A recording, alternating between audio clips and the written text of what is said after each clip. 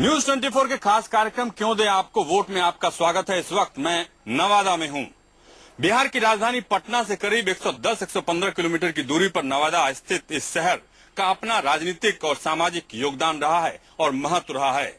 इस कार्यक्रम में शामिल हम सभी मेहमानों से जानने की कोशिश करेंगे कि आखिरकार जनता क्यों दे आपको वोट, और साथ ही इस कार्यक्रम में शामिल जनता से भी ये पूछेंगे, अपने जनप्रतिनिधियों से उनको सवाल करने का मौका देंगे कि वो पूछें कि आखिरकार क्यों दें आपको वोट। लेकिन उससे पहले नवादा से जुड़ी एक रिपोर्ट आपको दिखाते हैं, जिस रिपोर्ट के जरिए पता चलेगा कि नवादा की समस्या क्या है और लोग क्या चाहते हैं। देखिए ये खास रिपोर्ट। किसान के लिए क्या किया, नौजवानों के लिए क्या किया। यहाँ कोई व्यवस्था नहीं है पीजी की पढ़ाई के, लड़का लड़की सब मतलब बाहर ही जाता है।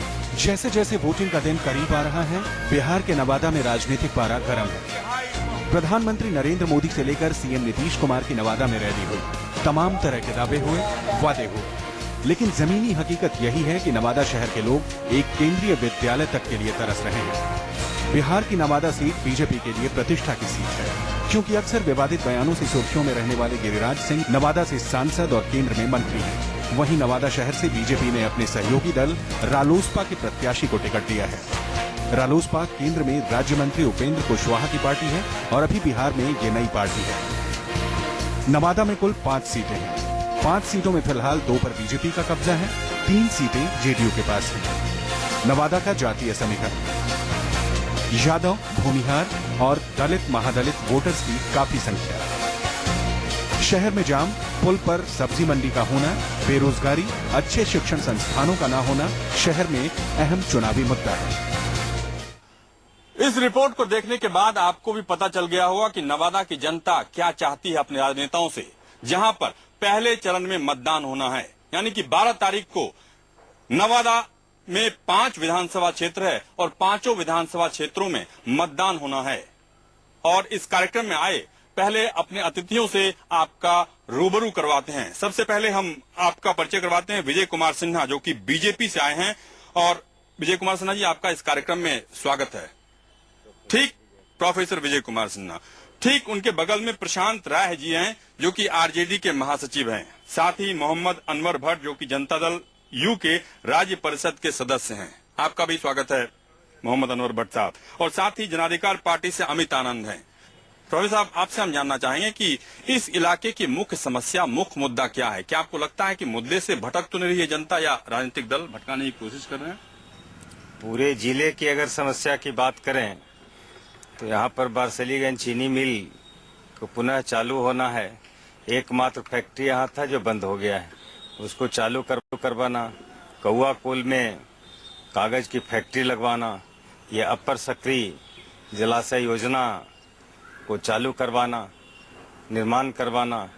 उसके बाद यहाँ एक पॉलिटेक्निक कॉलेज हो, यहाँ इंजीनियरिंग कॉलेज हो, यहाँ सेंट्रल स्कूल हो, ये मुख्य समस्या है। जवाब यही है कि जिन मुद्दों का जिक्र विजय बाबू ने किया, उन मुद्दों पर अभी तक सरकार की नजर नहीं गई है, या सरकार की तरफ से जो निर्णय हुआ है उस निर्णय को अमली जामा में पहनाने का काम अभी तक नहीं हो पाया है।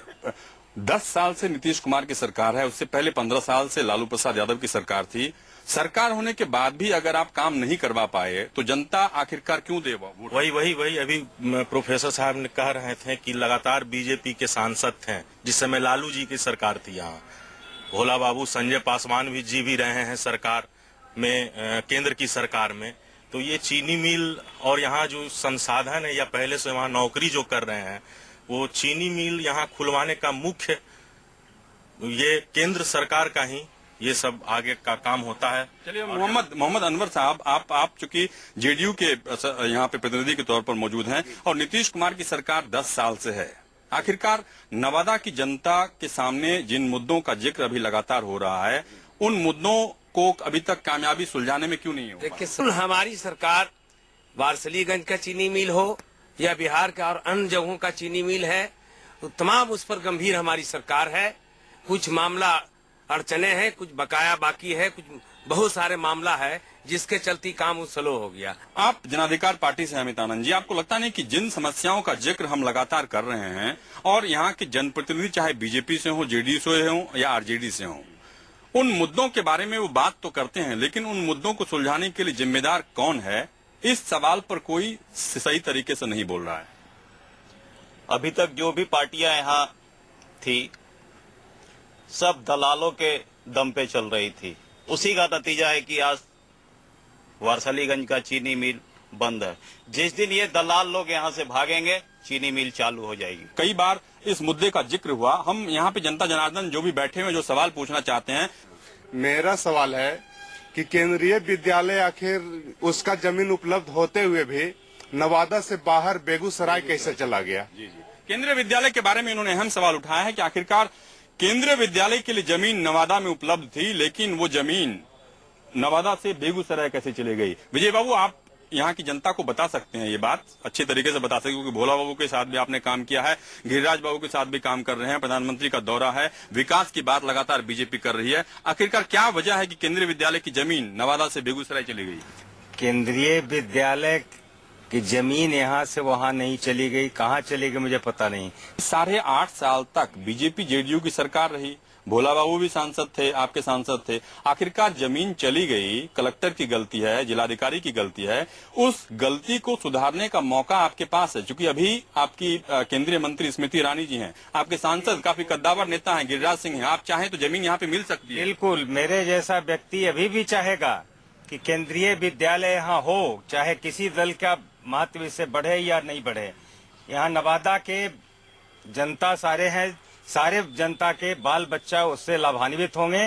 केंद्रीय विद्यालय होना ही चाहिए और इसके लिए जो भी प्रयास करने की जरूरत पड़ेगी हम लोग करेंगे। चलिए, नवादा केंद्रीय मंत्री गिरिराज सिंह का संसदीय क्षेत्र है, जहाँ पे 5 विधानसभा सीट है। 2010 में जब चुनाव हुआ था तो जेडीयू के पास 3 सीट, बीजेपी के पास 2 सीट, जेडीयू और बीजेपी ने मिलकर यहाँ पे चुनाव लड़ा था। हम ये आपसे जानना चाहेंगे कि आखिरकार कहीं न कहीं आपको लगता नहीं है कि जो सवाल है उस सवाल जलेबी की तरह घूम रही है, लेकिन उसका जवाब नहीं आ रहा है, किसी के पास जवाब नहीं है? नहीं, जवाब तो सर नीतीश जी आए थे 2009 में और बोले थे कि हम यहाँ पॉलिटेक्निक कॉलेज खोलेंगे हिसुआ में, और हमको तो लगता है कि यही जुमला कर रहे हैं। पॉलिटेक्निक कॉलेज खोले थे, आज 5 बरस हो गए। दूसरी बात कि आप कुछ सवाल पूछना चाह रहे थे। हाँ, हम कह रहे थे कि यहाँ जो है बाईपास नहीं बन रहा है, इसलिए बहुत जनता को इतना तकलीफ हो रहा है, जहीं तहीं मैंने भीड़ लगा रहता है। मतलब जाम की समस्या, बाईपास नहीं बनने के चलते जाम की समस्या से लोगों को 2-4 होना पड़ रहा है, और ये अपने आप में एक बड़ा सवाल है। कभी बात हुई पॉलिटेक्निक कॉलेज की, नीतीश कुमार ने 2009 में यहाँ पे आकर पॉलिटेक्निक कॉलेज खोलने का वायदा किया था, लेकिन वो पॉलिटेक्निक कॉलेज नहीं खोला। सरकार और हमारे जो पदाधिकारी हैं वो बिल्कुल तत्पर थे कि यहाँ केंद्रीय विद्यालय का निर्माण हो, और इसी बगल में बुधौल गांव में सरकारी जमीन, गैर मजरूआ जमीन कायर कर के दिया जा रहा था, लेकिन क्यों नहीं हो पाया? उसके वजह बताते हैं।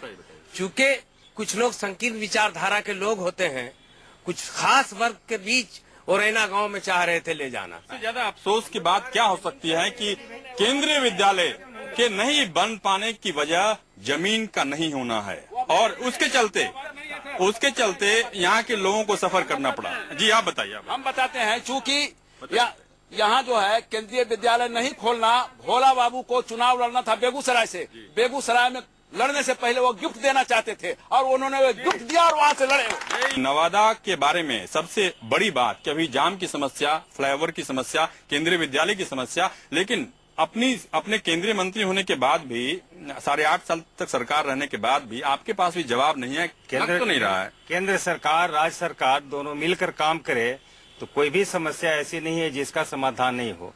हाँ, दोनों के बीच अगर कन्फ्रंटेशन होता है तो समस्या को सोल्व करना मुश्किल हो जाए। अमित आनंद साहब, मैं आपसे जानना चाहूंगा कि जिन समस्याओं के बारे में अभी यहाँ के जनप्रतिनिधियों ने बात की कि अतिक्रमण के चलते या लोगों को जो गरीब हैं उनका रोजगार चलता रहे, इस बारे में भी उन्होंने सहानुभूति जताई, लेकिन जनता जो बड़ी तादाद में यहाँ पे है, यहाँ के लोग रह रहे हैं, जिनको स्कूल जाना है, अस्पताल जाना है, जरूरी काम से मूवमेंट करना है, अगर वो मूवमेंट नहीं कर पाएंगे तो फिर कैसे विकास होगा? सर जी, ये लोग जनता का काम करना चाहेंगे तब तो। गलती हम करते हैं, ठीकरा प्रशासन के ऊपर फोड़ते हैं कि डीएम साहब ने ऐसे किया, उन्होंने ऐसे किया, उन्होंने कॉपरेट नहीं किया, उन्होंने लिख के दे दिया।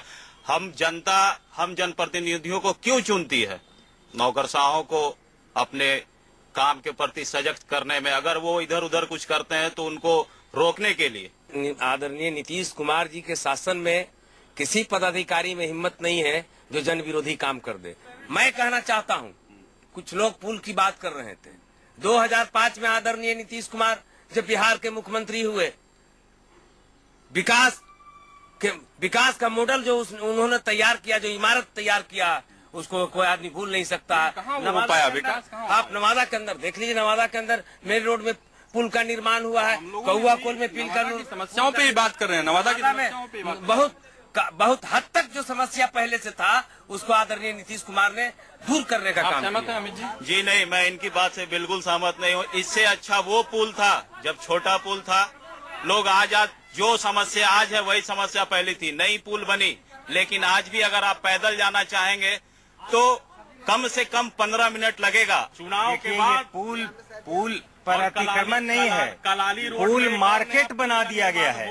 और मुझे पता है कि कुछ लोगों के द्वारा उस पर पैसा तसीला जाता है। 5 दुकानों कब्जा किया है, 5 दुकान बांस का बनाया हुआ है, वो पुल मार्केट बना गया। ये तो हम समझते हैं कि नवादा के अलावा कोई दूसरा जिला में ऐसा नहीं होगा। ये अपने आप में एक गंभीर आरोप है कि अगर पुल पे सब्जी बेचने के लिए जगह मुहैया करा जाता है और जूता चप्पल बेचने के लिए भी जगह मुहैया करा जाता है और उसके बदले में पैसा ले आता है, कहीं न कहीं प्रशासन की भी मिली भगत के बिना ऐसा संभव नहीं हो सकता है। नवादा की जनता को तय करना है कि आखिरकार जिन समस्याओं से उन्हें दो चार होना पड़ रहा है, उनमें अगर प्रशासन के अधिकारी गलती करते हैं, अगर उनके द्वारा चुने हुए राजनेता गलती करते हैं, अगर सही निर्णय नहीं ले पा रहे हैं, जिनका खामियाजा यहाँ की जनता को भुगतना पड़ रहा है। लेकिन वक्त है एक ब्रेक का और ब्रेक के बाद बात करेंगे कि आखिरकार नवादा का जो मुद्दा है, उन मुद्दों से कहीं भटक तो नहीं गया नवादा। क्या उन मुद्दों के अलावा दूसरे तीसरे अन्य मुद्दों पर, पूरे बिहार के मुद्दों पर बात हो रही है, पूरे भारत के मुद्दों पर बात हो रही है,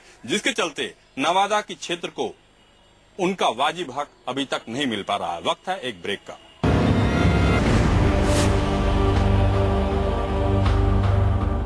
ब्रेक के बाद न्यूज 24 के इस खास कार्यक्रम में एक बार फिर से आपका स्वागत है। हम इस वक्त नवादा में हैं और नवादा में यहाँ की जनता के सामने, जनप्रतिनिधियों के सामने क्यों दें आपको वोट, इस सवाल का जवाब ढूंढने की कोशिश कर रहे हैं। हम जनता से कुछ सवाल लेंगे कि आखिरकार आप सवाल पूछना चाहते हैं?